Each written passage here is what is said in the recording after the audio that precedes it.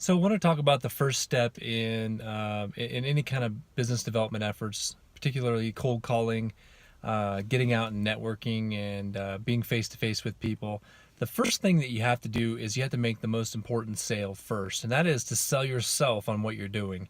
You have to truly believe that what you're doing is providing real value and benefit to the customer, to your client, to the point where you feel like if you don't sell this client that it will be a disservice to them. And I'll give you an example. So in our business of commercial real estate, we can literally save tenants hundreds of thousands or millions of dollars on their occupancy costs by negotiating on their behalf.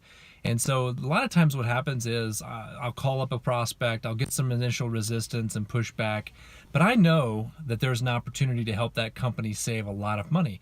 So knowing that, I always like to say that my interest in them is much more important than their interest in me at that moment.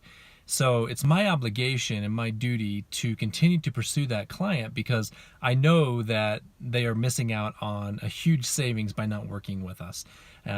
So that's what I mean by making the most important sale first, knowing that what you're doing is truly valuable and that you are so sold on what you're doing that you consider it would be a disservice to not sell that client. And that's why it's really important that you know what you're talking about, that you have a planned out attack, that you can handle any objection, that you can overcome any obstacle, and so that you are in control of that sales conversation and you're not just simply being someone who is a player in their game where you're just responding to them saying, no, I'm not interested, no, we're working with a broker, no, we just renewed our lease, no, we've got an existing relationship with our landlord.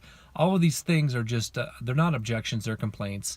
And it's up to you to figure out how do you overcome those objections and complaints and turn that into an opportunity because you are the professional.